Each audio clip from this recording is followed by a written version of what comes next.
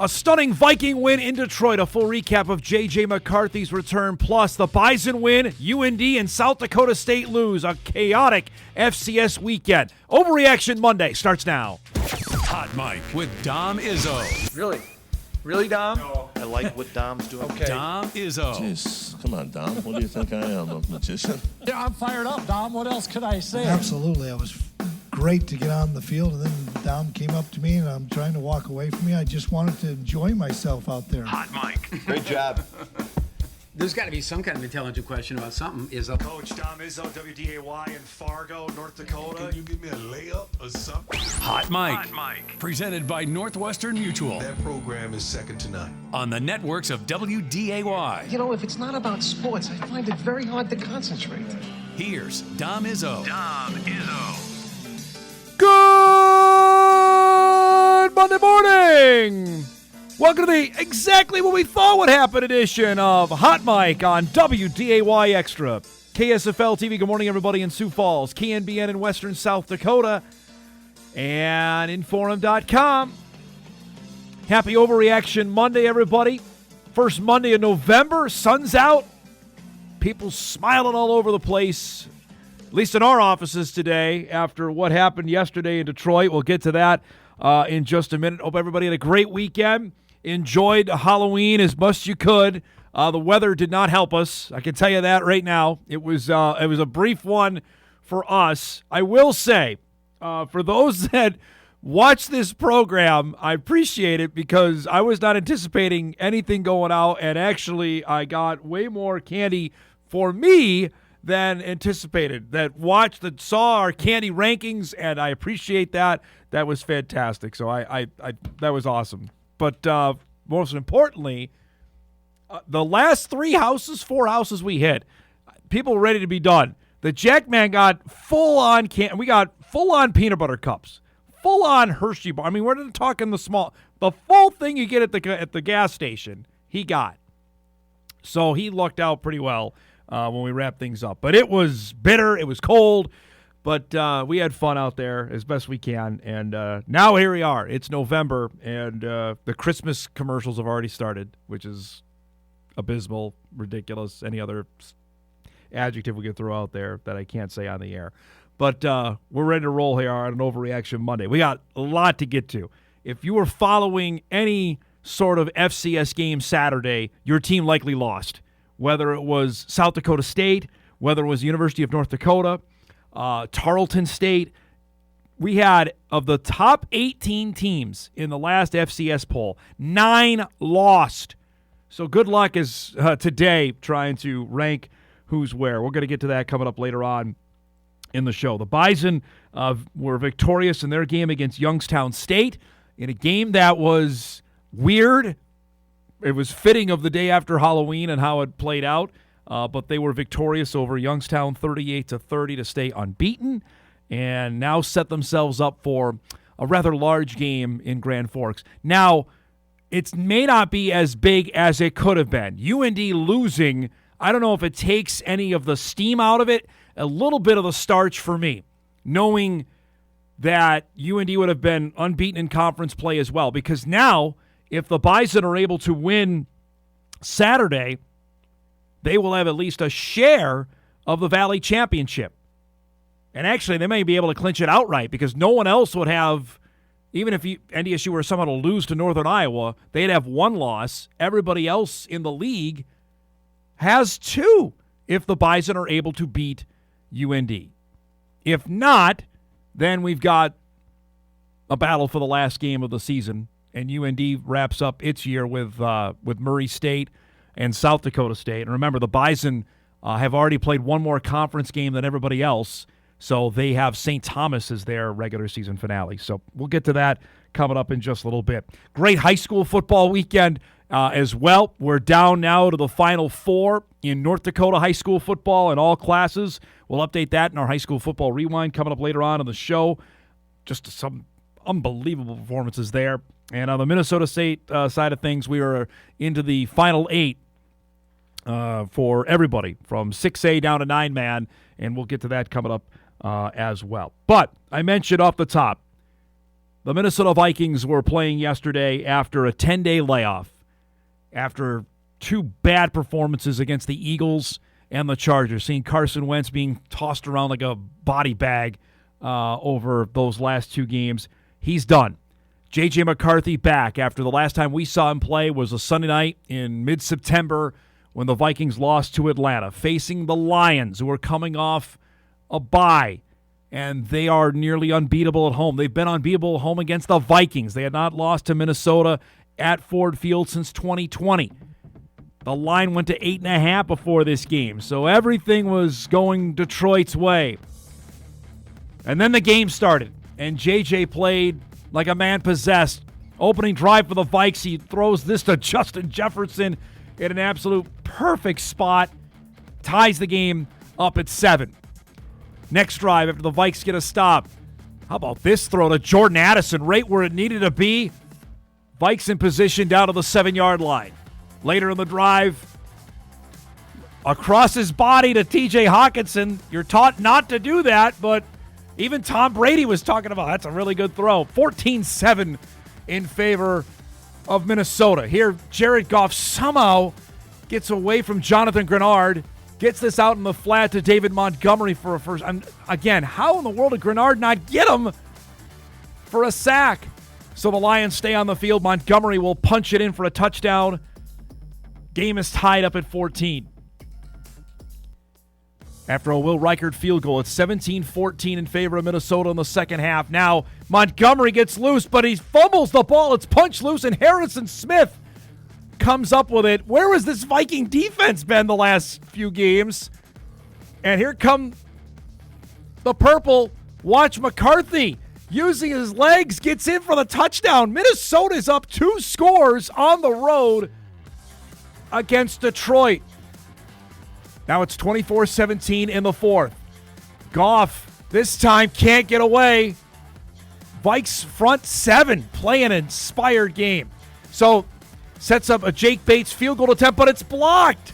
Isaiah Rodgers scoops it up. Somehow he doesn't score. Rodgers, a fast guy, gets knocked out of bounds. Levi Drake Rodriguez in there with a big-time miss.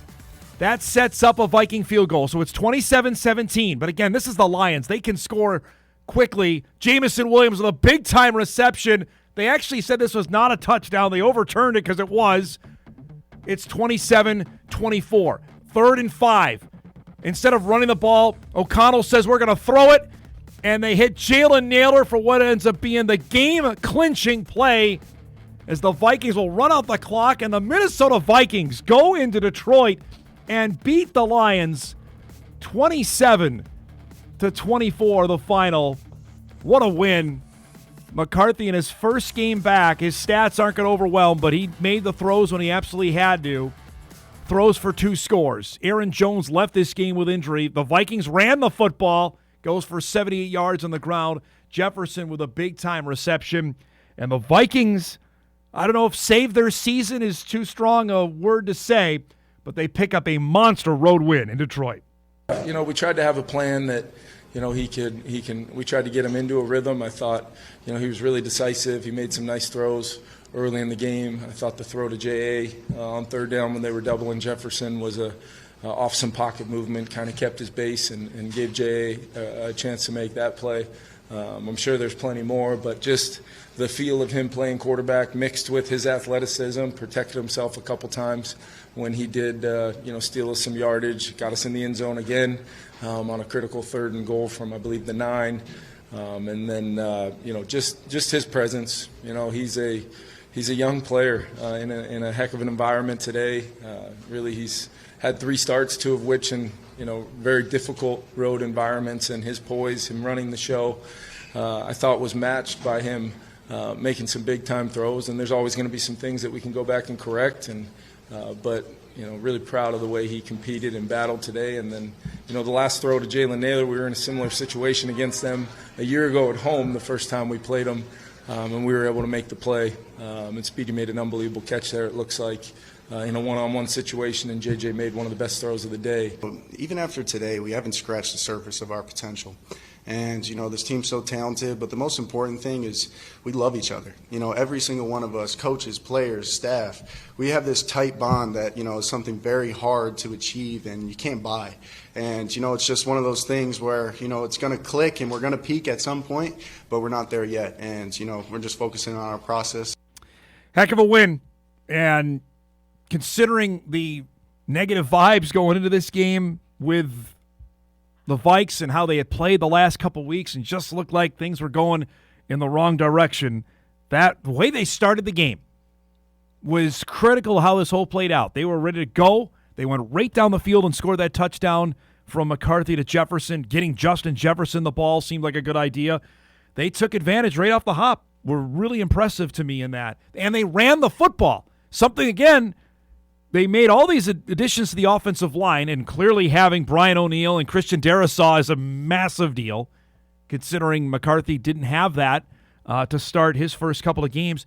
You can't underestimate how big an impact that was in having those guys back, and a commitment to actually take some pressure off of JJ and deciding to run the ball.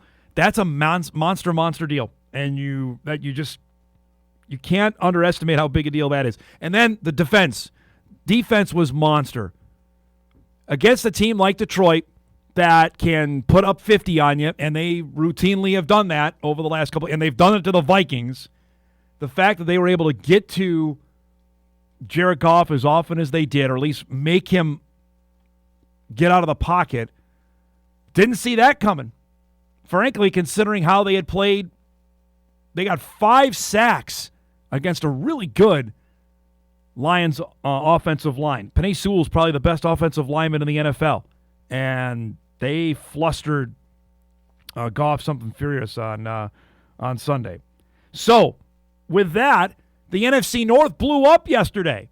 The Bears turned a game that they were going to lose into a stunning win over Cincinnati, or else the Vikes have moved up to a tie for third. As it is, the Packers lost to the Panthers in a game we talked about on Friday when my dad, I think Carolina was a 13.5-point underdog on the road and won that game at the Horn. And obviously the Lions loss changes everything in the NFC North standings as you wake up this morning. This is not what we expected to see. The Packers a half game ahead of Detroit thanks to that tie with Dallas. The Bears sitting with a tie with the Lions, and then the Vikings sitting right in it now at 4-4, knowing full well what they have coming up with the Baltimore Ravens, which we'll get to more on that coming up later on in the week. Rest of the scores around the NFL yesterday. We saw the Sunday night game, Seattle, Blitzkrieg, Washington, tough there with Jaden Daniels with an ugly injury. The Seahawks and Sam Darnold are playing like potential MVP contenders now. We mentioned the NFC North scores. Buffalo beats Kansas City because, of course, they beat them in the regular season. Talk to me in the playoffs if the Bills could actually beat the Chiefs there. The Rams keep on rolling. Jacksonville won in overtime over the Raiders in a fun game. Chargers get out to a 6-3 mark. The Patriots are 7-2, folks. Hate to admit that.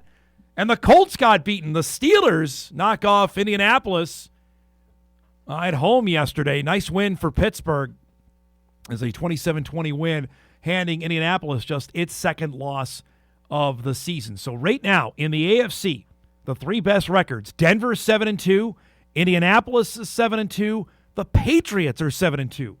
Who would add that at Labor Day before the season began? Certainly not the Colts and the Patriots being up there. The NFC right now, best records there. Philadelphia 6-2.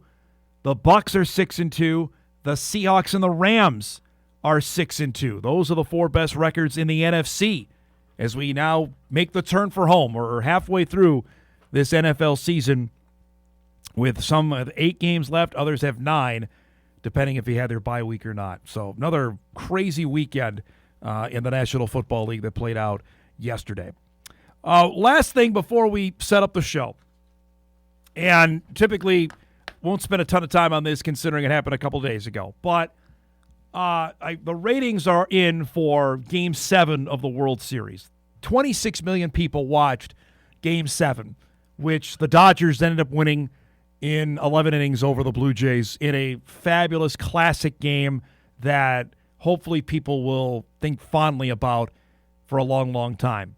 And just how the last two games of that series played out, that is the ultimate gut punch if you're a Blue Jays fan that I can think of how the two ninth innings played out in Game 6 and Game 7. Game 6, the Dodgers are up 3-1, going to the bottom of the ninth. Addison Barger laces a ball that gets stuck in the center field fence. I don't know if you could even try that and it would do it again if you were trying to do it on purpose. It ends up being a ground rule double. Instead of having a run come in, if it bounced off the wall, a run was going to come in and score. Because the Blue Jays would have, then it would be 3-2, got a whole other deal surrounding that game. As it is, ends up being runners at second and third. And then the next batter up lines a shot to Kike Hernandez, who doubles off Barger at second and ends the game. Because you had second and third and one out in the bottom of the ninth. And the Blue Jays only need to win the game to win the World Series. And instead, it turns like that. Dodgers win, and we get Game 7. That alone, I mean, you think of World Series Game 6 moments. Obviously, Kirby Puckett's one in 1991. David Freese hits a walk-off homer for the Cardinals to force a seventh game. The Mookie Wilson play in Game 6 in 1986, right, to get to Game 7. That's going to be up there. That is going to be there. That double play to end the game is going to be there. And then Game 7 plays out where Bo Bichette hits a 3-run home run. The place is going nuts, right? The Blue Jays had the lead the entire game until the ninth inning. And Miguel Rojas, who had been benched, hadn't played all of September, hits a game-tying home run with one out in the top of the ninth inning in Game 7. To have that happen. And then the Blue Jays had chances in the bottom of the ninth. Had chances in the bottom of the 10th. And then Will Smith hits a home run in the top of the 11th for the Dodgers. And again, the Blue Jays had a chance at the bottom of the 11th and wins the game. I mean, that ninth inning, to literally see the excitement, the air go out of the Skydome, it'll always be Skydome to me, is heart-wrenching. And that it's not just that Toronto lost, Canada was cheering for them. It's a whole country that was cheering for the Blue Jays to win. Salute there. I mean, people rake on baseball, and it's easy. I do it all the time, too. I love it.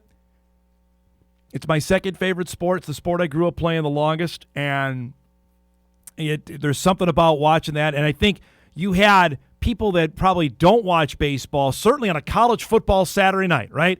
You flipped around the dial. You had the Huskers playing USC. We had Tennessee and Oklahoma on ABC. There was a bunch of other games going on. And without question, people were watching the baseball game. That was that it captured that. And that World Series now is going to rank up there. It's going to rank up there with 1991. It's going to rank up there with 2001 as the two. Those are considered, I think, without question, the two top World Series in history, considering how they played out, that each of them were walk-offs. This one wasn't a walk-off, but you had an 18-inning game thrown in, and the drama of Game 6 and Game 7, how it played, really awfully hard. That's going to be in the conversation for all time. We got a packed show coming up for you here on this Monday morning. We'll still do our best of the weekend coming up in just a few minutes. We do that each and every Monday. At 9:35, our guy Sam Herder will join us to recap what was the most chaotic FCS weekend that I can think of in some time. I mentioned it off the top. When you have the amount of teams that got beat in the top 25, in the top 10, that's unparalleled. And we got a new ranking coming out on Wednesday for the postseason. Good luck to the playoff committee on that. We'll try to sort it out at 9:35. Jeff Kolpack will be with us at 10 o'clock to unpack the Bison victory over Youngstown State.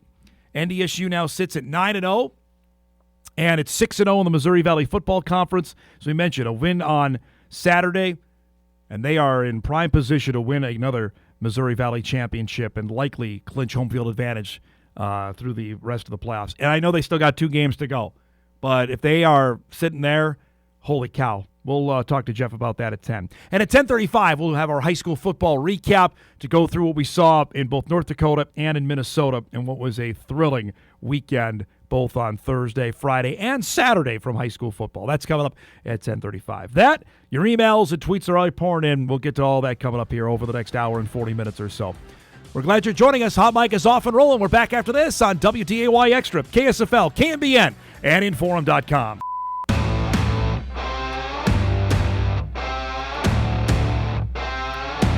All right, it's time for Monday Morning 9:20. We do our best of the weekend. We do it each and every Monday.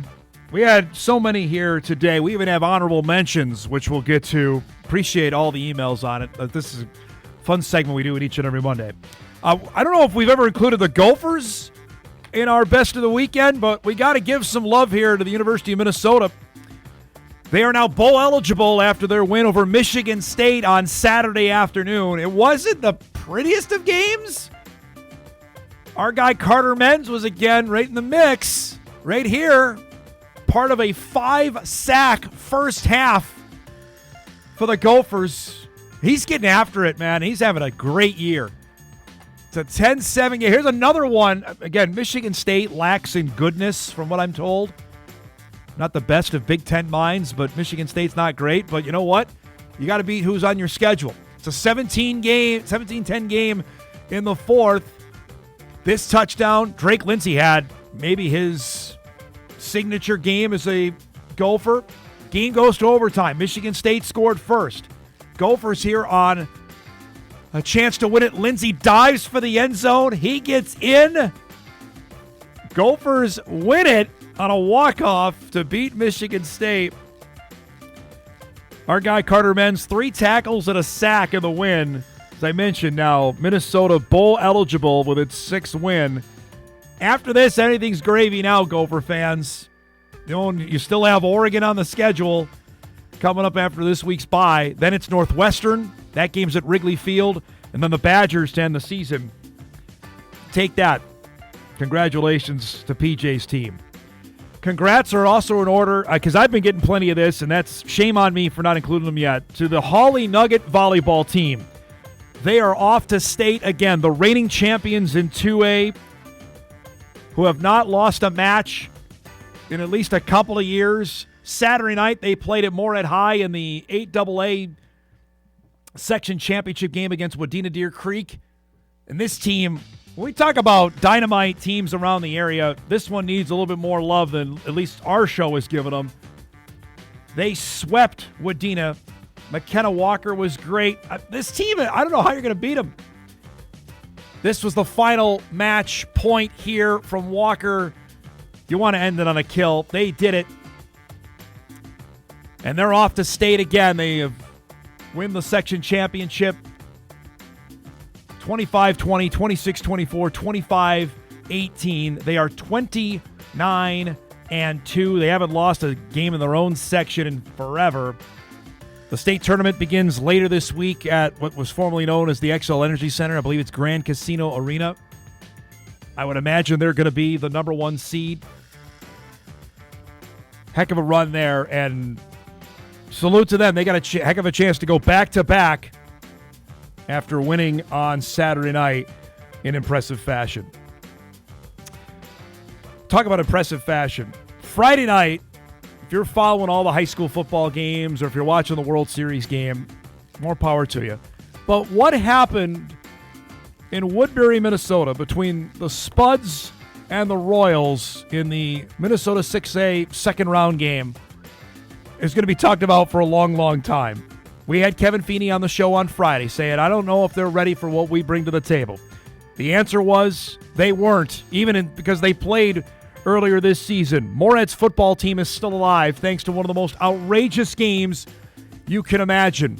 Already it's 16-14 Woodbury when Tay Rich scores there to put the Spuds up. Woodbury scored again. Spuds answer back with a David Mack touchdown. So they go back in front. Woodbury ties it. Jet Feedy hits David Mack again. It was 35-28 at halftime. At halftime of this game. Second half went nuts. Woodbury scored to take the lead. Here's Jet Feeney to Zach Walker for 70 yards for a touchdown. Spuds go back in front at 41-36. Then they finally got a defensive play, then a little double reverse. Walker, by the way, has got a Bison invite in his offer in his back pocket. What a fabulous run there. He scores from 20 yards out. Now it's 49-36. Spuds. Woodbury scores again. Tay Rich scores from 10 yards out. Now they've hit more than half 100 after they get the 2-point play. It's 57-42. Feeney decides to seal it with a touchdown run of his own from 21 yards out. Moorhead wins the game. 64-48 was the final. Moorhead quarterback Jet Feeney finished with 5 touchdown passes, 1 rushing score. David Mack, 11 for 138 and 3 touchdowns, all of them in the first half. Mack also had a great pick that finally flipped the momentum. Moorhead, on its first 8 possessions in the game, scored 8 touchdowns. I'm not a great football mind, but the last time I checked, that's pretty good. They also added, obviously, another touchdown later in the game. They are moving on into the 6A quarterfinals. They'll have a date with Centennial coming up on Thursday night. The winner of that game goes to U.S. Bank Stadium, so they are that close. All they've done is played road games. They went to Blaine and won last week. Now they go to... they didn't get back, they told me, until about 3 o'clock in the morning because I saw Jet at the Bison game on Saturday afternoon. They were feeling pretty good. We'll have more on that coming up in our high school football recap later in the show. Also, these honorable mentions we got to throw out there for what we saw this weekend. Let's start with our guy, Jack Strand.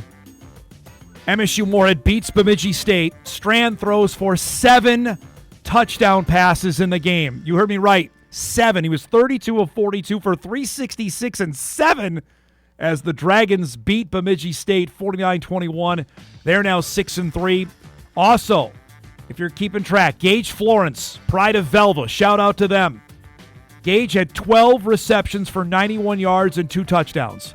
He is 5 receptions away from the all-time Division II record. It's happening this weekend, folks, in Moorhead. The Dragons have Jamestown coming on Senior Day. That's going to be a heck of a moment there. For a North Dakota kid to go and have this kind of moment, congratulations there. Congratulations to Jason Moneylaws and the Hankinson Pirates. They are moving on in the 9-man tournament. They won on Saturday over Napoleon Gackle Streeter. They are into the semifinals in North Dakota 9-man football. They've got a heck of a challenge. They got New Rockford Cheyenne coming up on Saturday. Congratulations to the Pirates. A 52-8 win on Saturday afternoon. No surprise, Barnesville's still playing in the Minnesota State Football Tournament. The Trojans beat Hawley on Saturday night. For Barnesville, that means it is 10 section titles in a row in 8AA. That's just a football factory they got going there. They're off to the Minnesota 2A State Tournament. They'll play later this week. You'll see on our ticker, we got all the games coming up in high school football in our area. Congratulations to Brian Strand's team. They're just a machine. Also, congratulations to Botno. Botno's football team went on the road and knocked off Ellendale Edgeley Cullum. That's our first upset in the Class A tournament. The 6th seed will face Killdeer this weekend in the semifinals. The winner of that will move on to the Dakota Bowl. But shout out to Botno. They go on the road and a 36-35 road victory for them to move on to the Final Four. Those are our best of the weekend honorable mentions. We had so many. Feel free, email us, Dizzo@WDAY.com. We'll get you on Monday for your performance over the weekend. Just a little snippet of what we saw over the last couple of days. Speaking of what we saw over the last couple of days, we'll take a break. We come back. Sam Herder will join us to unpack what happened Saturday in FCS football. Number 2 went down. Number 4 went down. Number 6 went down. What does that mean? We'll ask Sam. We come back.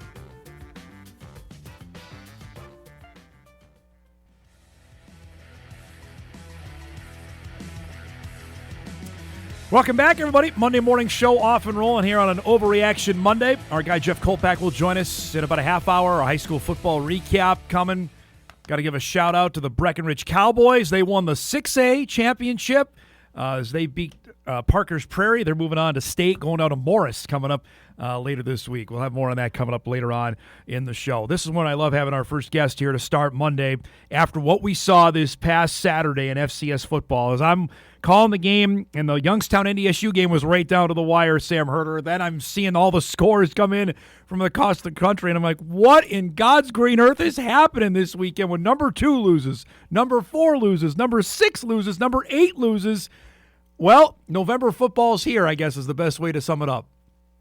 Yeah, and real quick, shout out to the Cowboys. There you That's go. my hometown team right there. My dad's still on the coaching staff. He's been coaching for 30 plus years, I'm pretty sure. So shout out to Breckenridge making it to state. And yeah, this Saturday in FCS football was one of the crazier ones that I can remember. It seems like we have a chaotic weekend at least once every season. I want to say like 2 or 3 years ago, there was a crazy weekend. I can't remember specifically what all went down that one. But yeah, this one, it wasn't even the teams losing, but it was the fact that, of these upsets that happened, 6 of them came to unranked teams. And especially when you have that many in the top 10, like UND, SDSU, UC Davis losing to unranked to unranked teams, just creates chaos. And it makes it a bit more interesting, especially I still think we're probably going to have the usual suspects late in the playoff bracket, but now like it seems like maybe there is, at least from teams like quarterfinal, second round level teams, like there could be a bit more parity kind of in that second tier in the FCS this year. Let me ask you this in terms of, because we have our last ranking come out Wednesday, which good luck committee on trying to put 1 through 10. Did this clear it up in terms of 1, 2, and 3 with the results that we saw that for between NDSU, Montana State, that it's somewhere in that mix that no matter what happens the last couple weeks, that's going to be the deal? It kind of seems so. Yeah, that's what I thought. I still think Tarleton State is going to be in that 4 spots this week, and if they do win out, I still think they would deserve overall a top 4 seed. I agree. Or a number 4 seed, I should say. The top 3, I think, is probably set. I mean, you never know. I mean, Montana State could lose to UC Davis and Montana, and then we're talking, a different thing here. But I think now, even with UND and Tarleton State losing, I think NDSU could afford a loss. I agree. And still be a number 2 seed behind Montana if Montana wins out. Whereas last week we were saying, well, if Tarleton wins out and UND wins out, like that's a different discussion as far as where NDSU lands. So it gives NDSU a little bit more leeway, but I think could still get a top 2 seed even if they drop one more game. The Montana State game, I think the winner there could be. If both win out until that point, the winner could be the 2 seed, and then the loser could still be the 3 seed. We've seen in past years where the loser has dropped really far down.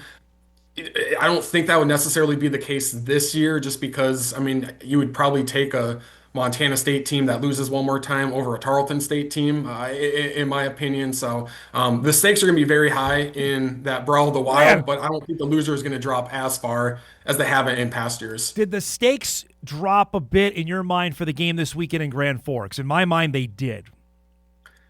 A little bit on the NDSU side of things. I think they did because, again, this with Tarleton losing and UND losing, that gives NDSU a bit more of wiggle room to suffer, a potential loss. I don't necessarily know if that's going to happen or not. For UND, I do think this ups the urgency a little bit because before we were saying, okay, you should win your 2 other games, and then if you split North Dakota State, South Dakota State, like you're probably looking pretty good for a first round bye.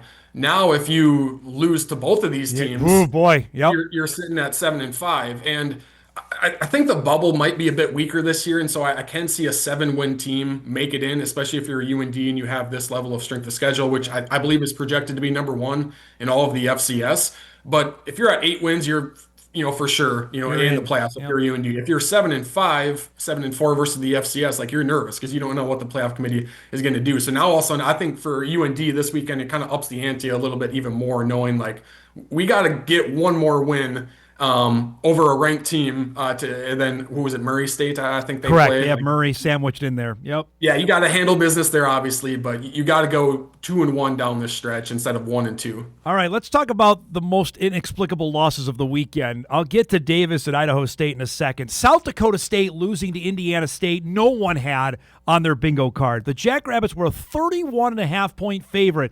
I don't care if your starting quarterback, your starting linebacker, starting best wide receiver aren't playing. You don't lose to Indiana State at home, and that's what happened.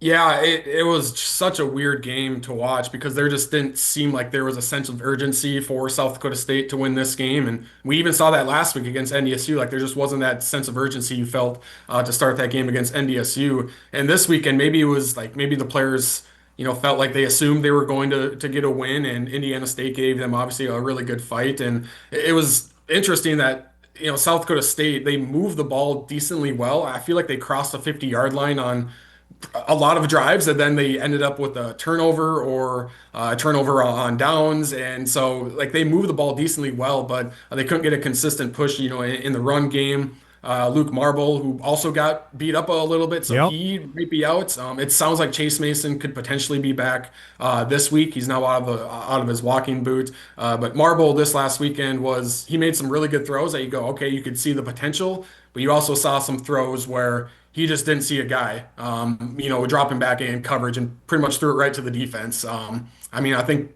South Dakota State threw 2 interceptions, I believe. Yeah. They probably could have thrown 5 or 6. Just because, as a redshirt freshman, you just didn't see some of those defenders. So yeah, it was a bad game for South Dakota State. And like you said, even with losing those 3-star players, they also lost like Lothridge.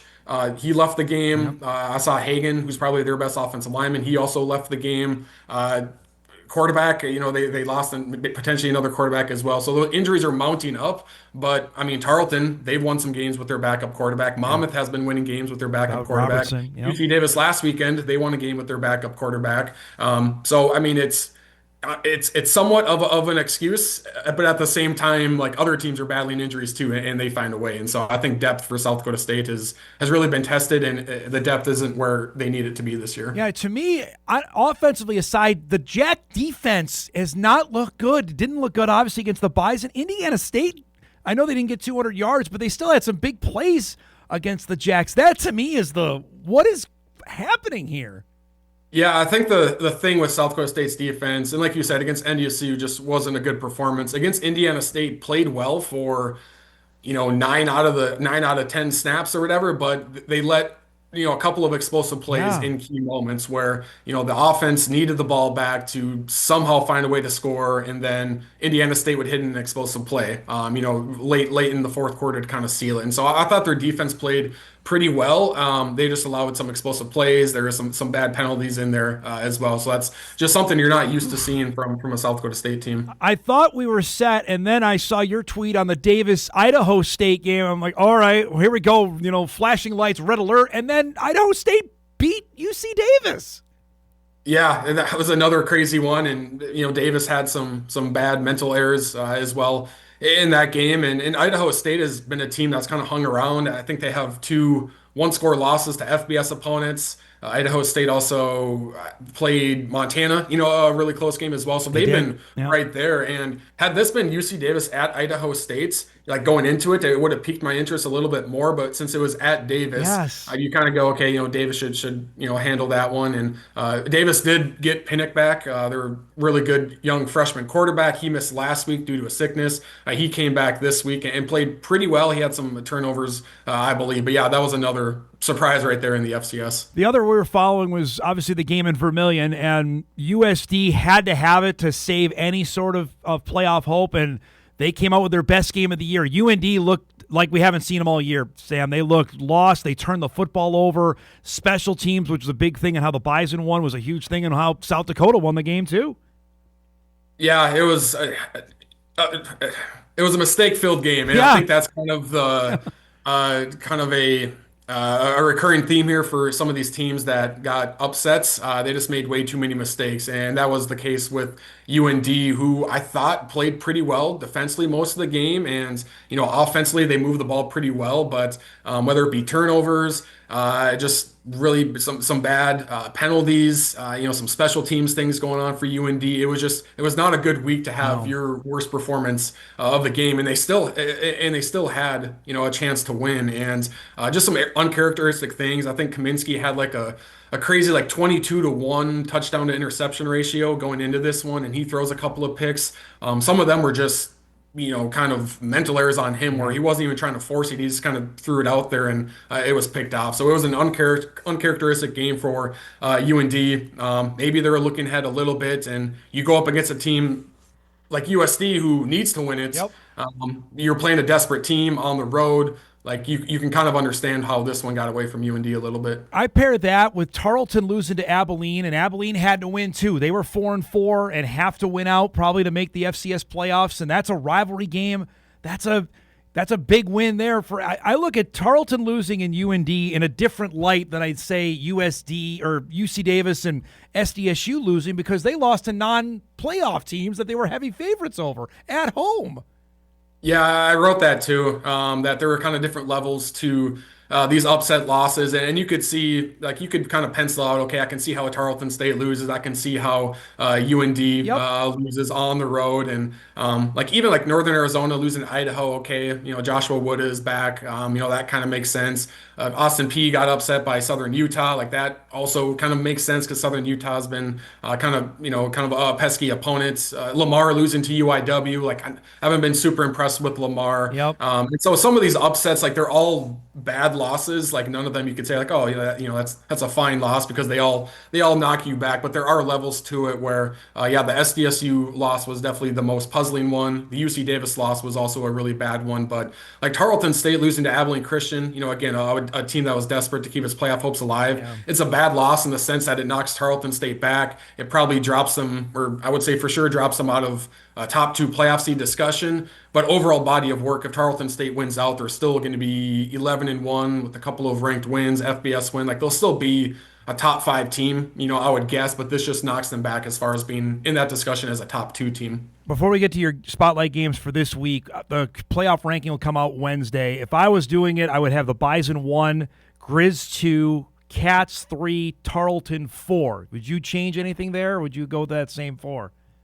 I think that's going to be the 4. I am curious about what they do with Montana State and Montana, because they did have the Cats ahead of the Grizz. They did. And they both have mostly dominated. You could actually argue that Montana State has dominated more than Montana. The Cats have more than the Grizz just in the last month or so. Yet the Grizz still look really, really good. So I'll be interested to see what they do with Montana State and Montana. I could see them doing NDSU 1, the Cats 2, okay, and then Montana 3, Tarleton State 4, just because they had the Cats ahead of the Grizz the last time. And they're obviously going to play, so maybe it doesn't really matter who's 2 and 3, because whoever wins is going to get that 2 spot, assuming NDSU wins out, which is not a guarantee. But that's going to be the top 4. Okay.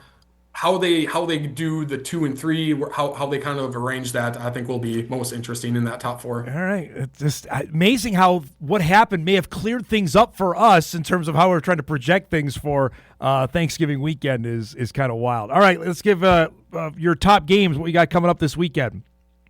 Yeah, NDSU going to UND. That's going to be a phenomenal matchup. The Bison haven't played well there the last 2 times they've played there, and this is not a must-win for UND, but you feel like the sense of urgency for UND is going to be very high in this one. Mercer goes to Western Carolina in the SoCon. 2 teams that are hot right now, riding really long winning streaks, so that's a fascinating one in the SoCon. South Dakota State goes to South Dakota. We're on Chase Mason watch again because it sounds like he's moving around pretty well. And they're just a different team with him in. But even when he returns, there's still other concerns for South Dakota State. And this is a huge opportunity for the Yotes.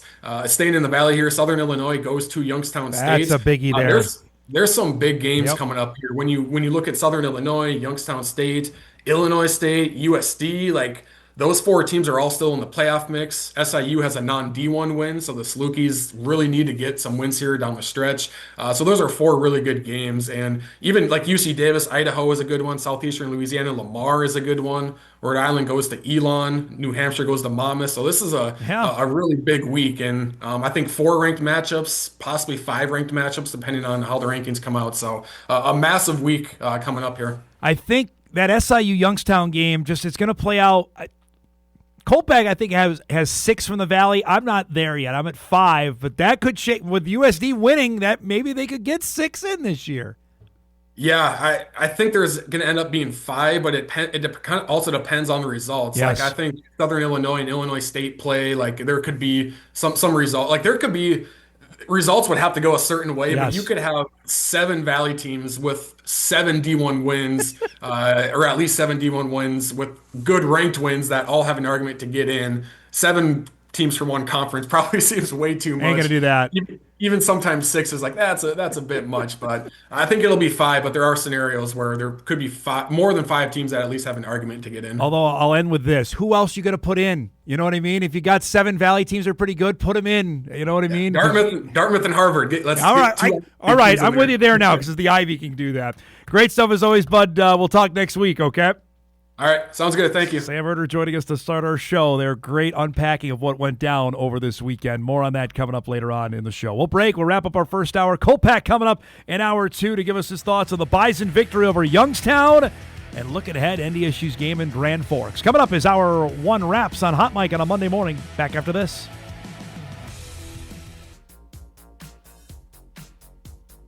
All right, wrapping up our first hour here. Our thanks to Sam for giving us a few minutes. Got a bunch of more emails coming, and we'll save a few of these for Kolpack segment coming up in next little bit. By the way, if you hadn't missed it, it's basketball opening night. There are actual games going on now. For college basketball season starts today. North Dakota State's men's team is in Corvallis, Oregon, with Oregon State tonight. The women are in Cedar Falls, Iowa, for Northern Iowa. The UND men opening up with Alabama. That is the back end of the start of a 2-for-1. Remember, obviously, Bama came to Grand Forks last year for what was a dynamite game. Now, UND's got to pay it back. They got to go to Tuscaloosa this year and next year as part of that scheduling agreement. The UND women open their season tomorrow against the University of Minnesota. So excited to see what a new basketball season brings in the Summit League. We're going to spend a little bit more time on the Denver announcement as well. If you missed that on Friday's show, that we're on the air, we found out the University of Denver is leaving the Summit League for the West Coast Conference, and I had a bunch of comments about what the Summit will do. We'll get to that coming up in our next hour as well. So we'll break here. We come back. Jeff Kolpack on the other side to unpack what we saw from the Bison game against Youngstown and look ahead to the matchup with the University of North Dakota. Coming up, we start hour 2 on a Monday morning. We're back after this. This is Hot Mic. Hot Mic on the networks of WDAY. Here's Dom Izzo. It's that time. An author. Offensive production, number 1. Number 2, I forgot. Golfer. It'd be like going on a 3-person best shot, and we were saying, Kolpack, you got to make a 25-footer every time. You wouldn't putt first. I'd have Tim putt first. And one heck of a TV personality. This game is for the Cooper Cup. It's the Forum's Jeff Kolpack. 4! I should have yelled 2. All right, here he is, folks. Our guy, Jeff Kolpack, joins us each and every Monday at 10 o'clock. His appearances are brought to us by Northwestern Mutual. Jeffy, good morning. How's it going? Got a serious bone to pick with you. Yeah, let it rip. Lehigh, number 4. Yeah, I didn't feel great about it either. Okay, look at this. The schedule's daunting. Duquesne, Bucknell, yeah, the Bison Penn, of Bucknell, Yale, Columbia, Fordham. Yeah. Ooh, a huge win over Georgetown last weekend. Tell me who you put there, and I'll gladly do it. I threw Tarleton. They got an FBS win, so they have one loss. But they lost.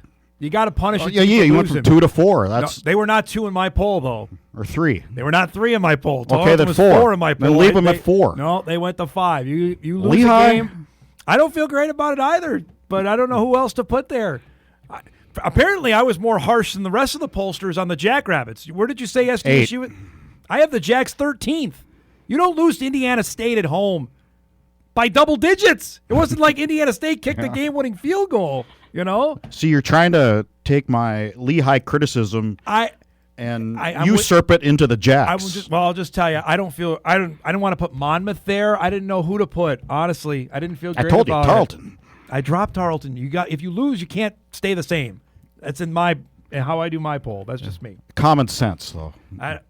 Again, we'll see what the playoff rankings come out on Wednesday of what this is going to be like, right? Of who they're going to. Because the first time they really took strength of schedule into account in a major way, so I would expect that would be the same. Because they had the Cats over the Grizz in that last one, which is not the case in what the polls look like. And they shouldn't take into account what happened last week so much as the whole body of work to date. And there's no way Lehigh will be number 4 in their rankings. I would not think so, but I would imagine it's Tarleton. But it's among that 4 between North Dakota State, the Montanas, and Tarleton are the top 4. But we have one of these weekends every 3 or 4 years, that's true. Right? And that was it. And I know you were following the USD UND game pretty closely, and I was checking the score, and then I happened to, I wasn't really following what was going on in Brookings because I didn't think I had to. And then it got brought to my attention in the third quarter what was going on. I'm like, what? And that was just the tip of the iceberg. You mentioned Tarleton got beat. UC Davis got beat. I mean, it was just a cluster of what went down on Saturday. Well, and I thought I started checking on the South Dakota State game. Yeah. What is going on here? I mean, Indiana State isn't horrible. I mean, they're not Murray State horrible. They're not like 2013 Indiana State bad. No, I mean, they gave South Dakota a game. Yep. And frankly should have won that game. So, they're not historically horrible. But you still have to show up and play. And obviously, without Chase Mason, the backup quarterback, it's a problem now. Yeah, right. It's not. I mean, they had some yards, but you got to make stuff count. And that didn't happen. And as we saw in the Bison game, India, and in the UND game, special teams was a huge deal. They got an opening kickoff return for a touchdown. Yeah. I mean, SDSU tried a fake punt that worked, and then they fumbled it just like that. The Jacks got some. Now, this game, I didn't have this game coming up on my radar. Knowing USD is probably out of it. Now, this game in Vermilion on Saturday, we're talking about the game in Grand Forks, how big it's going to be. That one in Vermilion is awfully I never saw large. This 2 weeks ago, did we? No. USD was not going to be trending that way. Now they are on the doorstep of doing something. If they win this game, remember, the Coyotes play 12 straight weeks. Their bye is the last game of the season. So they have this game with the Jacks, and then they end the season in Carbondale. I mean, they could play themselves right into the tournament. I had them out. They could be 8-4 and in. So I caught the end of your thing with Sam, and 6 teams in the Missouri Valley. You failed to mention that the problem is now there are, 3 teams with 3 or fewer losses left in the Big Sky. Yeah. And out of the 14 in the CAA, there's only 3 with 3 or fewer losses. So that's the issue right now. I think you're going to go back to your strength of schedule argument. I would say give the Valley the benefit of the doubt on that. Mm-hmm. But Sam's right on the last part now. Could they look at another Ivy League school potentially now? Now that door's open? They got to prove themselves in the playoffs first. It's a one-bid league right now. Okay. It's got to be a one-bid league until you can do something, say Harvard gets into the quarters or something. In my opinion, I would take 2 out of the Ivy before I take 2 out of the Ohio Valley. Well, I guess. I don't know. You know what I mean? I don't even know the quality of the Ivy. I mean, I think they're okay. I think Harvard is really good. I think Dartmouth's pretty good. After that, there's probably... But they don't play a particularly great strength of schedule ever. You're right. You're right on that. Should we start? We got emails first. Do you want to get into your 3 stars? You tell me where you want to go first. Let's go emails. All right. Now, as long as we're combative here, let's keep it going. Combative. This is from a Youngstown fan. Dom, made the trip with YSU up to Fargo this past weekend. I enjoyed my time in Fargo, had positive interactions with all the fans. The atmosphere was great. I was proud of how Youngstown fought for 4 full quarters. They could have easily folded after the second quarter interception or kickoff fumble by Flash Wilson, but they kept fighting. Nonetheless, you can't turn the ball over 3 times and give up a kickoff return for a touchdown, expect to win many games, especially against number 1 team in the country. Hope Youngstown takes care of business these next few weeks because they're playing really at a high level and can make some noise. But the Bison remain the team. And their quarterback is high level. Oh, man. Brungard was fun, man. He was fun to watch. You thought Cole Payton was fast and quick. This guy is a little bit quicker. So, I mean, you give him a lane, and Gonzo. You take an inch, he'll go for a mile. Is basically the deal on it. So here's the thing. Now Youngstown has 4 losses, so they gotta win out here. Their last, you got to get to 8. You got to get to 8. I think 7-5. You're going to be sweating it out, but honestly, that stretch, Jeff, where they have the kickoff, the interception, Bison scored a touchdown. The following the kickoff fumble, Bison scored. That, I thought, all right, the Bison are going to lay it on here, and they're going to go away. That didn't happen in the game. I think pretty well-coached team. I think Doug Phillips he's a good guy. He's a good coach. Their offensive line was better than I thought. Their O-line was they have pretty good. 101 combined starts, the O-line, so it's not like they're rookies. No, they were pretty good. They held up pretty well. Yep. The Bison couldn't get to Brungard. No matter what you say on his ability to get out of the pocket, I didn't really feel the Bison had a ton of pressure in that game on Saturday. Yeah, not like in the past with other quarterbacks. Not like the pressure they put on South Dakota State, certainly. Good morning, Dom and Jeff. The Bison D hasn't looked great against more than a few Valley teams now, always chasing guys and never attacking. I don't think they realize they might be down 21-0 in Grand Forks in the blink of an eye. Just wondering what you and Jeff think. Well, I don't think that's going to happen. I don't think so either. They also came in, by the way, number 1 in scoring defense in the FCS. Bison D's been pretty good. I guess I disagree with that email. I would tell you that, again, they forced 3 more turnovers. You want to look at that turnover ratio. You're not going to shut everybody out. No. And you got to give your tip of the cap to Youngstown. I know Bison fans were freaking out Brungard's about it. good. Yeah. Oh, God, he's good. Because now of the quarterbacks that we've seen this year, I would have, because obviously Mason didn't play. And there's been some good ones, by the way. Right, that's what I'm saying. Brungard I'd have first. DJ Williams? I would probably DJ second. Rittenhouse third. I would probably go in that. He was much better than last year. Because he was better than what I saw last year. And then Bowen four. I would have lost that bet if you told me that. And Jax Leatherwood from Southeast Missouri State is a top 10 quarterback in passing in the FCS. Yep, I would agree all on 6 that foot, one. 11 of them, or whatever he is. 7'2". He's 6'8" is how tall he was. Dom and Jeff, that kickoff return from Jackson Williams, best ever I've seen. Remind me of Bruce Anderson. 4 tackles on the sideline. Remember Bruce Anderson got spun around on the Northern Iowa return? It kind of reminded me of that. That was 2015. Then he tracks the kicker, plus your call asking Kyle how did that happen with not knowing was great. Yeah, that was, just a wild Broke 5 tackles. 5. And the best part about it, when in the post game, he said he didn't know how it happened either. Yeah, he got spun around. Next thing you know, he's just doing what he does. Here's one last email, then we'll get to your 3 stars. Simple question is this. In the Bison game, if you check, I believe this happened shortly before Youngstown scored the field goal, up 3-0. Their quarterback was called for an intentional grounding. On this play, the quarterback passed backwards. I thought it was a fumble. Technically a lateral, yeah. So Kyle and I were talking about this, and the ball, of course, hit the ground and was recovered by a Bison player. I thought it was clearly a lateral. This was called an intentional grounding, but shouldn't this have been called a fumble with the Bison recovering the ball? If nothing else, couldn't the penalty for the intentional grounding have been declined with the Bison recovering the fumble? I don't think you can do that. Wouldn't it have to be a forward pass to be called intentional grounding? Yes. By being in a backwards pass, it would have been called a fumble right away with the Bison recovering. Makes sense. It does to me.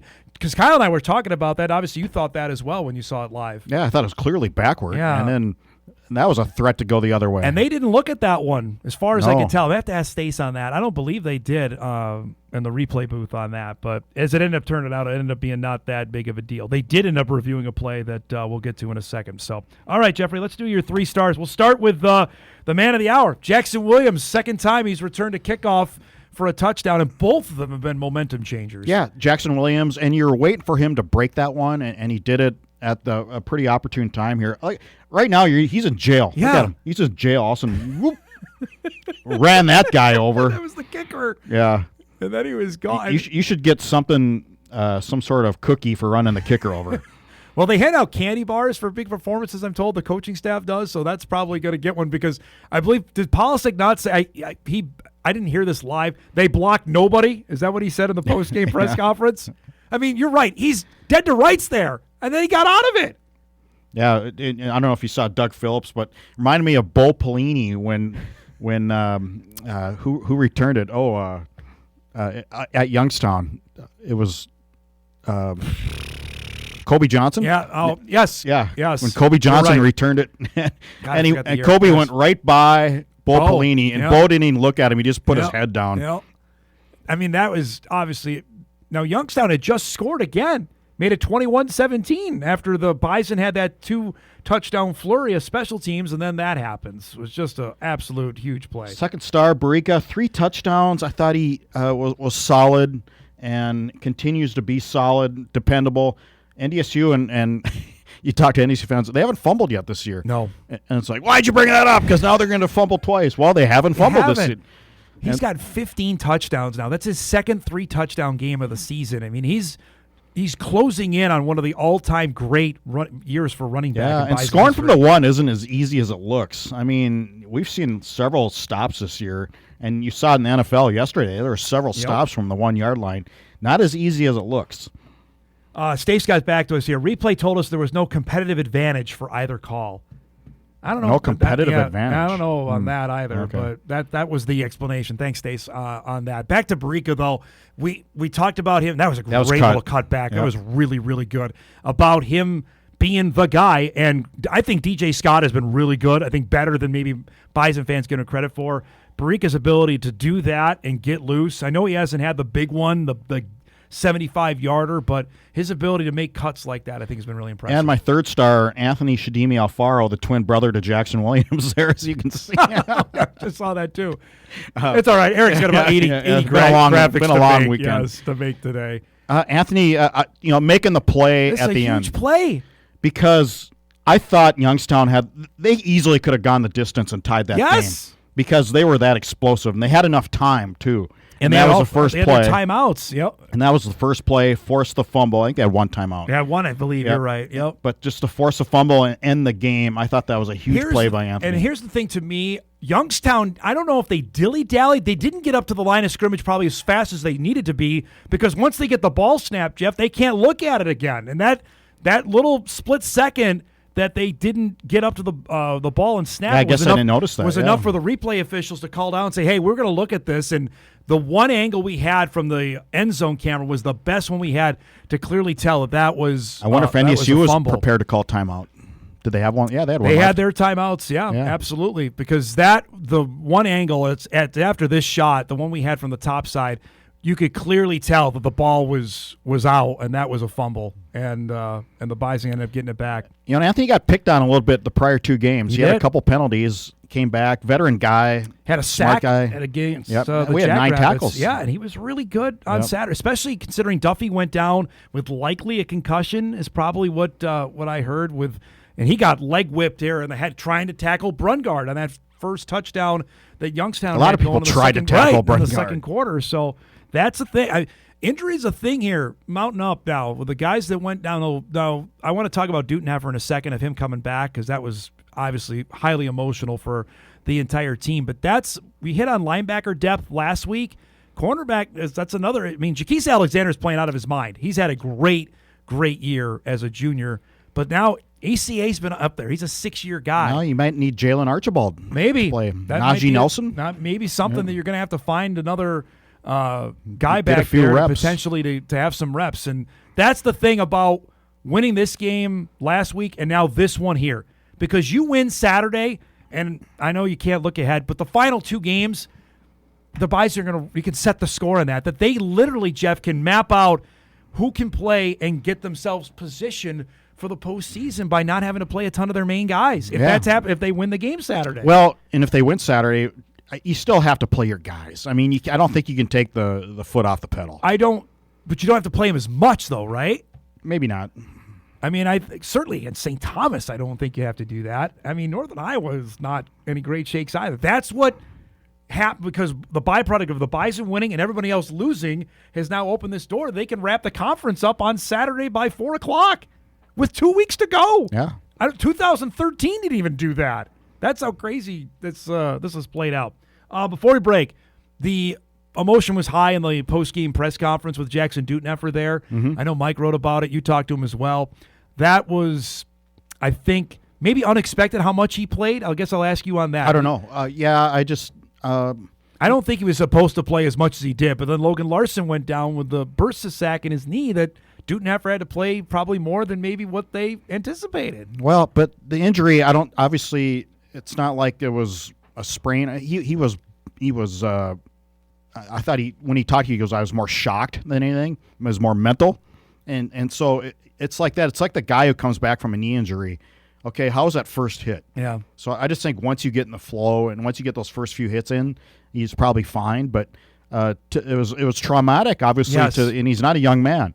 It was traumatic to the gentleman. He's got something set up, and he was very forthright. I thought that was, and he's a very well-spoken guy anyway. Yep. And for him to be that forthright in that moment was pretty, I don't want to say dramatic, but it was pretty telling on what he went through. It was, you were listening to every word he had to say. The fact the fact that he said he lost feeling in his arm for 3 seconds is what happened after the collision at Indiana State. And he said you don't want to be the guy that goes off on a stretch. You don't want to be that guy. And he goes, the next hour, you don't know what's going on. Right. Half hour. Yeah, that had to be the longest hour of his life. I mean, the guy's married. He's got a job. He's everything. His whole life is set up. Whenever Bison football is done, his life is ready to go. And that probably felt for him. I have to imagine that it was on pause, or who knows what's going to happen. Well, after good that for the play. Bison that he's able to play this last weekend, Way heading better into for him UND. that he's okay. So now I think he's got that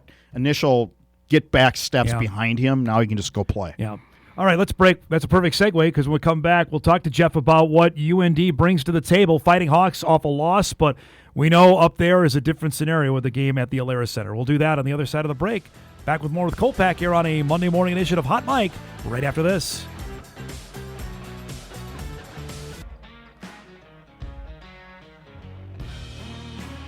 Welcome back, everybody.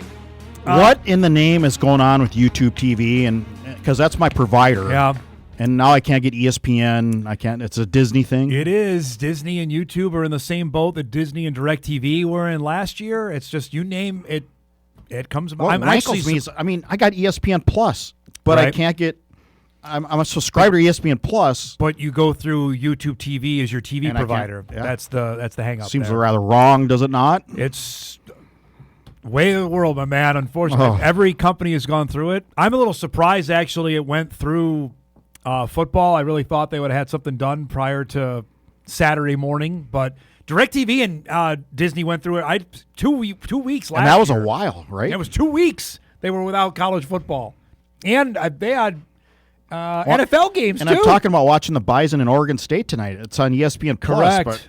It might not be a no-go for you there.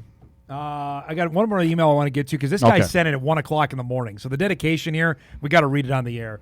Hey, Dom and Jeff, first off, I like you put my name first. What did you think of the Bison defense on Saturday?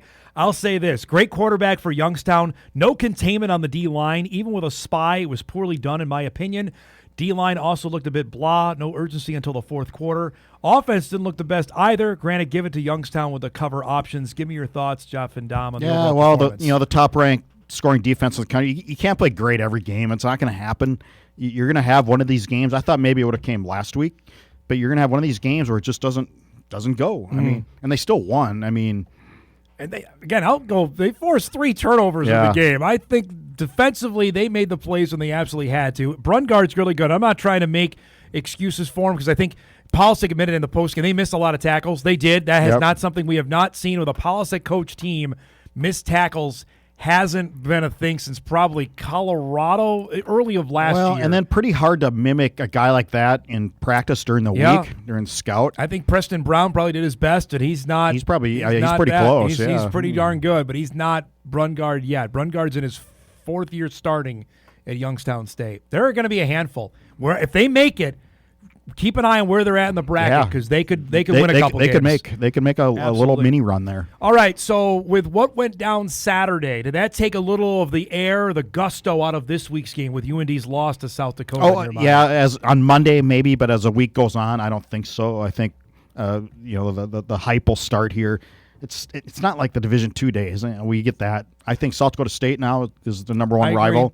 I guess I'll ask you, let me rephrase in terms of the playoff and what the impact. With UND losing, I think it did take a bit of a hit there. Absolutely. You would have 2 unbeaten teams in the league going head-to-head. Yeah.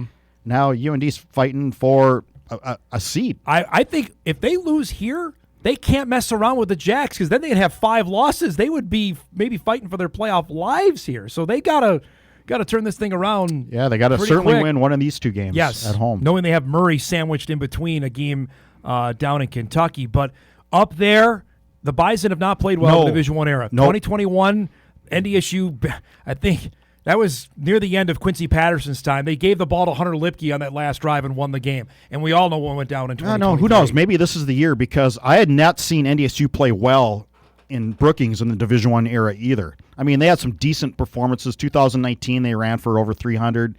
but still needed Cofield on a 4th and 1 to go 71 yards. So, but by and large, I've never seen him play, and a lot of it has to do with South Dakota State, obviously. Really good defenses in this decade, but I never seen them play like that down there. Yeah, how they did a couple weeks ago. And boy, the Quincy Patterson days, remember though? I mean, that was 21, right? Where it was not pretty. Oh, it was brutal. Only made worse by how 23 went with opening kickoff. Did not show up. Touchdown. They did not show up. They gave up 50 points. They lost 49-24 that day. I mean, and I've been covering for 20 years. That was the worst I've seen a Bison football team look.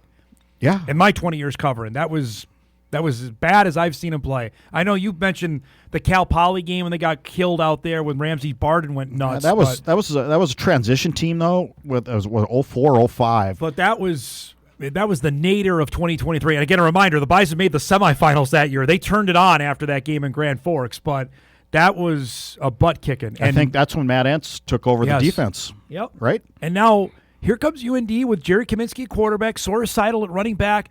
They added B.J. Fleming and transfer Northern Arizona wide receiver. Their defense, though, to me has been the story of 2025 because they've played way better defensively than I think anybody anticipated. I mean, Malachi McNeil, you knew was really going to be good, linebacker. returning all-conference guy. But I think the guy, you really have to look forward. I had to look up his name here. I just saw it this morning. But their leader in sacks, Lance Rucker. Yep. So I think he was a linebacker and transfer that came in. Moved up to defensive end or edge is what they call. Leads the team in tackles for lost yardage, leads the team in sacks. It's those kind of game-changing guys you have to look out for. That environment up there, it's going to be their Super Bowl. They full well know it. Anytime that the Bison come to Grand Forks in any sport since the Division I and since the Summit League Valley thing happened, if it's basketball, if it's volleyball, if it's soccer, certainly if it's football. And with hockey on the road this weekend, I would anticipate that there's going to be a rather large crowd at the game on Saturday afternoon. It should be packed. I'm sure it'll sell out. I would hope so. You would think. But knowing full well what the Bison have to play for here. And Polsek has said this to me, and I know he said it on the pregame press conference for the South Dakota State game, that the Dakota games mean a lot to us around here. Were both teams looking ahead a little bit? I think you can say that certainly on the UND side of things. I think that they're knowing full well that South Dakota had – but again, I talked to you about this last week. But they never won there. I know it. I said it. And then I said it again on Saturday. And I'm like, okay, but they put all these to bed, right? They won in Carbondale. They won at Northern Iowa. And they did it convincingly in both that they're going to finally win in Vermilion. And they didn't.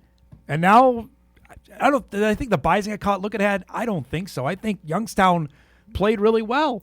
Youngstown, yeah, you take away. I thought Youngstown played about as well as they could. Sans those mistakes. Yes. They had 3 mistakes. Yep. Cost them the game. Yep. Did the Bison play their best game? No. Do I think that they did enough to win? Yes. And that's what happens. The crazy parts of the season are going to play out like that. I'm really interested to see how this comes out Saturday. Tim said something about having his players' attention in postgame. Did you notice that?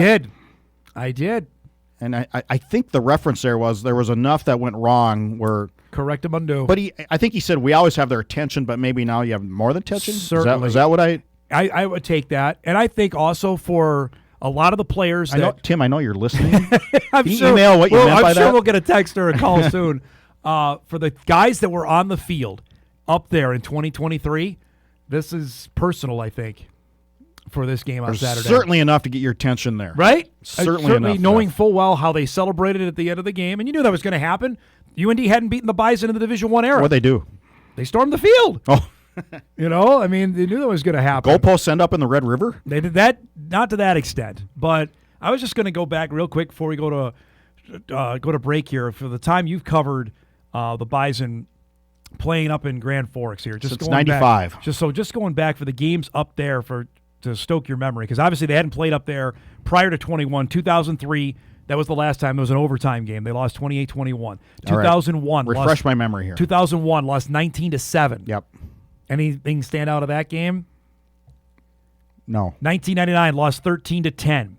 1997, that was probably the last time Kolpack was a 31-10 Bison win in 1997. That was Kevin Feeney and Reggie Scott got hot. That was 97. That was the last time that the Bison I remember the last game really well. They lost before the Division I era. They couldn't throw the ball in the ocean. The Bison. I don't know what the stats were, but the passing attack was just... So that game in Fargo was 12-6 in 2002. No, up there. Oh, up there, 19-7. Yeah, that's too bad. Yeah, they couldn't throw the bad games in a row. And there's a couple bad interceptions where like just throw it in the stands. I remember that. And then 95 is, I know everybody remembers that as 30 years ago now, but that was, they lost the game in the end of the regular season, and then the Bison went up there and won convincingly in the postseason. Was 41-10. Yep, so, that was a Feeney, Reggie Scott. So I think Rocky did something with, if I remember right, he attacked it different with the veer, like did some offset stuff. Something like that. So made a huge adjustment from the regular, because UND was the 3-4. They had a middle guard who was just destructive. Callahan.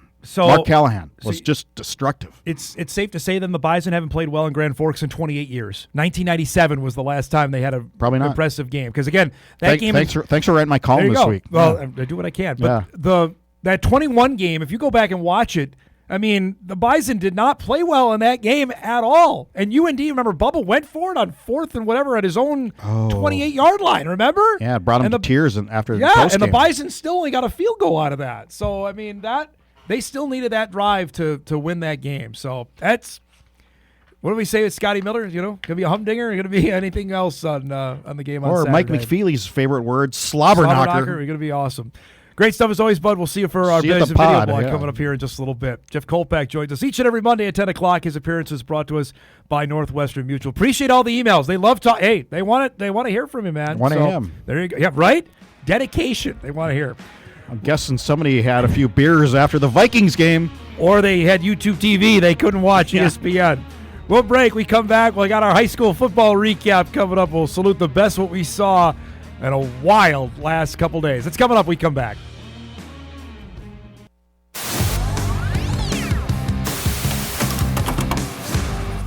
All right, we do our high school football recap each and every Monday at 10:30, and boy, oh boy, what a weekend we had in both North Dakota and in Minnesota.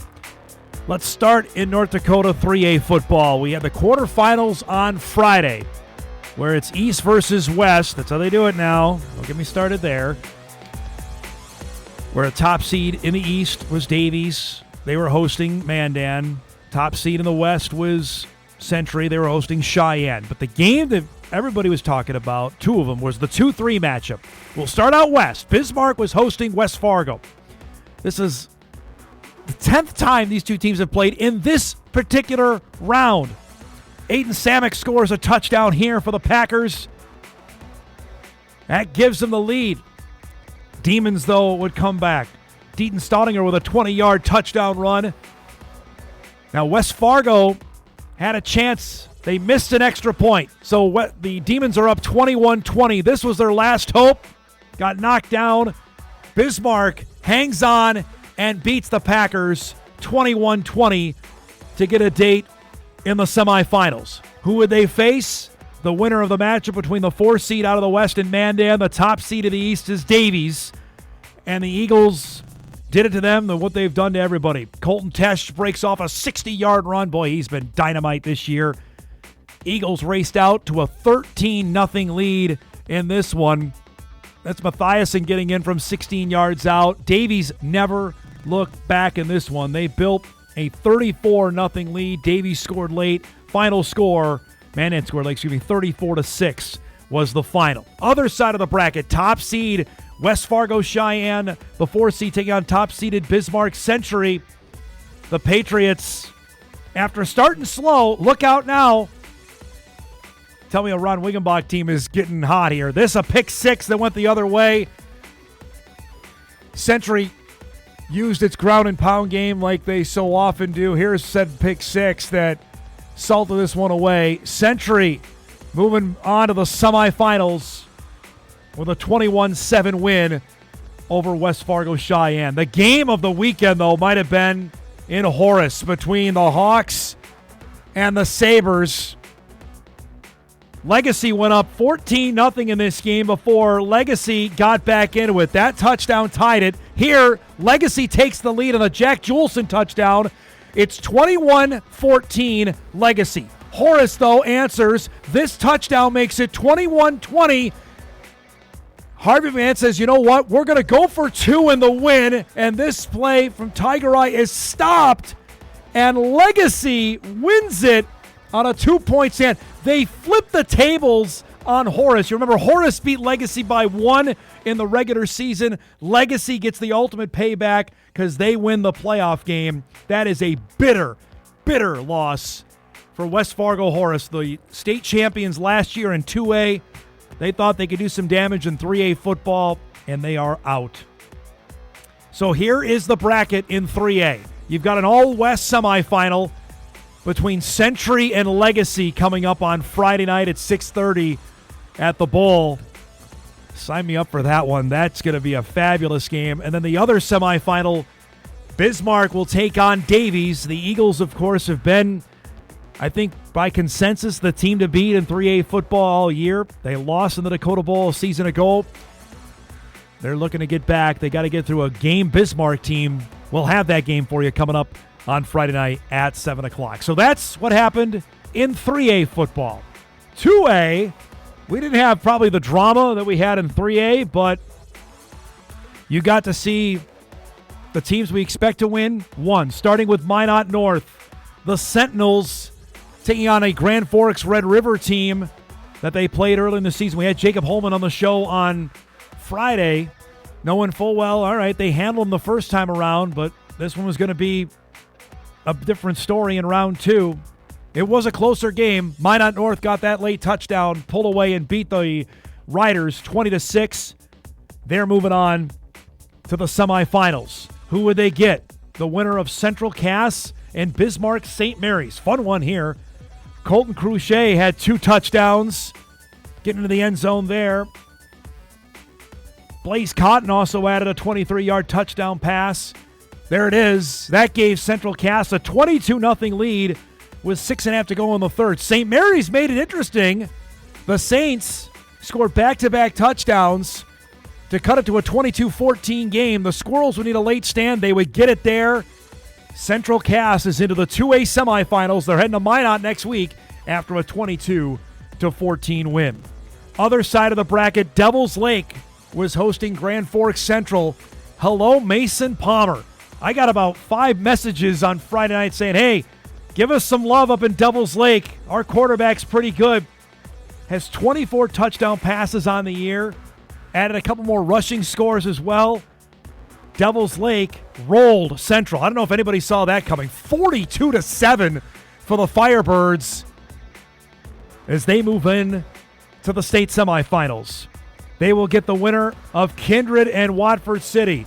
And the Vikings stayed unbeaten. Brooks Bacco and the Viking offense, I don't know how you stop them here. This rushing touchdown, again, playing in tough conditions. It was nasty on Friday night. That touchdown from Watford tried to cut the deficit, but this is a touchdown here. Again, you throw to that guy, it's going to be good things are happening. That a 10-yard score. Kindred would go on and beat Watford City 46-14 the final. So they are into the semifinals. So here's the bracket in 2A. Minot North will host Central Cass Friday night in Minot. Remember last year, the Sentinels were in this same round. That's when Horace beat them to make it to the Dakota Bowl. We'll see if Minot North can get by a really good Central Cass team. Other side of the bracket should be an offensive firepower there. There is some word that potentially Luke Starcevic, Kindred's other superstar, might be out with an injury. We'll try to get that confirmed. We'll have that game for you as well. Kindred Devils Lake coming up on Friday night at 6 o'clock. Winner of that moves on to the Dakota Bowl. In Class A, mentioned earlier, give a shout out to our friends in Bottineau who knocked off Killdeer. They're into the semis after they beat Ellendale Edgeley Cullum. So it'll be Bottineau and Killdeer in one semifinal. The other semi, the top-ranked team all year long, Langdon Area Munich. The Cardinals have been dominant. They shut out Hillsborough Central Valley. They'll get a date with Velva Drake, Animus Garrison, the reigning champions in Class A. That's a semifinal Saturday at 2. Winners of that will play in the Dakota Bowl.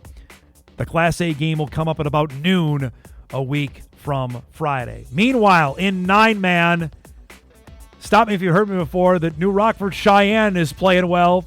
The Rockets with a big win over Grant County Flasher. They'll get Hankinson in one of the semifinals.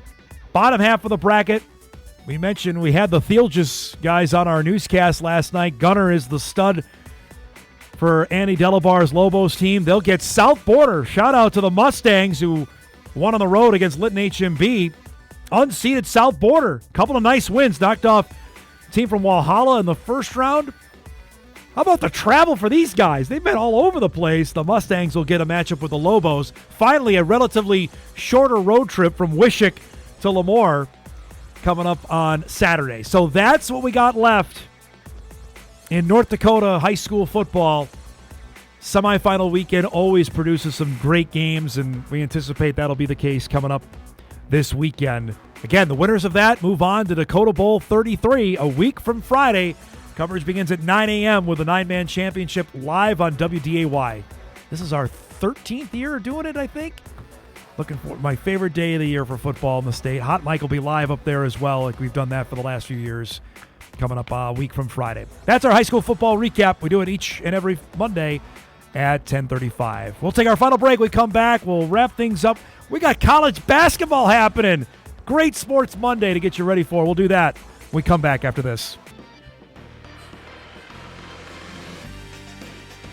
All right, wrapping things up here on a busy Monday morning. Tomorrow, I believe David Richmond's going to join us.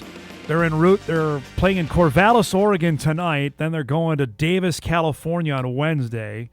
Until I hear differently, Dave will join us. Steve Lockway will join us as well on the doorstep of history for the Dragon football team as they have Jamestown for their home finale and Gage Florence sitting 6 receptions away for becoming the all-time Division II receiving leader in history. Not program history, Division II history. That's coming up on our show tomorrow. I got one last email. We had some great emails today. I really appreciate it, but I wanted to save this one for last. Dom, I know I give him grief a lot, but I wanted to check in with your producer, Eric, to see what kind of day he's having today after his Horace Hawks lost, then his Packers lost yesterday, and then this news just came down as well that Tucker Kraft's season is over with a torn ACL. So I got to do a welfare check. Are you okay? You've been really quiet today. Are you doing all right? This sucks. Which one? All of it? Everything. Yeah, I hear you. Well, at least the Bison one. Hey, people care about you, man. I get an email wondering if you're doing okay. So they wanted to do a welfare check on you. So hey, all I gotta say, we're still in first place, so I don't care. All right, you got that, but that's a lot happening in one weekend there. So, but there you have it. Let's do a couple other emails here before we wrap up the show. Dom, you tell us where Breck is playing. I believe that game is in Morris. The games are all over the place. Moorhead's hosting games next week. I know there's a couple games in Morris. Barnesville's playing in Bemidji. Again, Minnesota state rules for the state tournament. You got to have turf to host a game. So Moorhead's gotten in the rotation with that. Explaining where they go for these games, because the Spuds are actually playing a neutral site game for their game with Centennial, neutral site, because they got to go to the Twin Cities. That game's at Spring Lake Park on Thursday. But all over the state, if you got turf, you host games. North Dakota, I've been in favor of this for this round. I know teams work all season long to get home playoff games, but we have turf everywhere in North Dakota now, even for out west, that because Killdeer plays on turf, that you can have games. Partial's got it everywhere. In middle of the state, Jamestown's got it, Valley City's got it, Bismarck's got it, Dickinson's got it, Grand Forks has it, Mayville's got it. The southeastern part of the state, Wahpeton has it now. I mean, you could go there if you wanted. That'd be the one tricky spot if for my plan to go awry. Because everywhere else you can find a place. Castleton's got it. You can find places to play if they wanted to go down that road. Considering the weather's been good, but other years when we've got to this round, fields are absolutely destroyed by this time of the year. All right, let's do some What to Watch before we get out of here.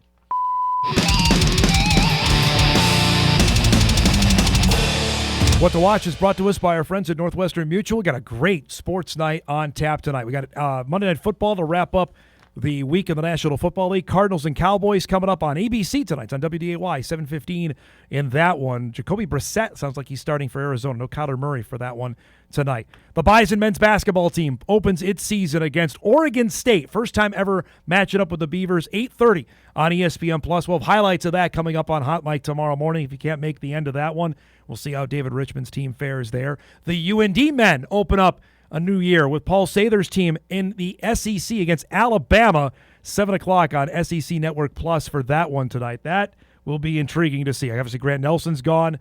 They still got a bunch of guys back. The Bison women are also in action tonight. They're taking on Northern Iowa at 6 o'clock on ESPN Plus. We'll have highlights of that as well coming up on the show tomorrow.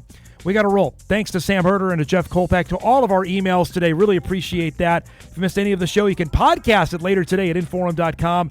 You can watch a full replay on WDAY+. Enjoy the sun on this first Monday of the month. Thanks so much for watching, everybody. Enjoy your Monday. We'll see you back here tomorrow.